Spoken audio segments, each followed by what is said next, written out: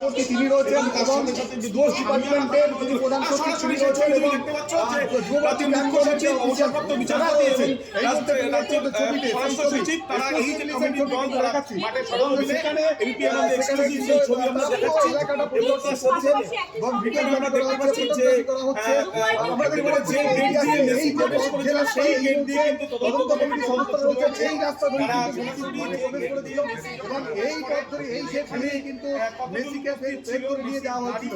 ফলে সেই জায়গাটাও কিন্তু তারা খতিয়ে দেখছেন এই মুহূর্তে ছবিতে কিন্তু দেখতো যে এই রাস্তা ধরেই মেসির এন্ট্রান্স এবং এক্সিট হয়েছিল।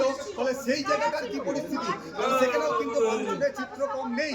এই এলাকাটাও কিন্তু সবচেয়ে অনেক বেশি ভাঙচুর করা হয়েছে সেটাও কিন্তু তারা খতিয়ে দেখছেন।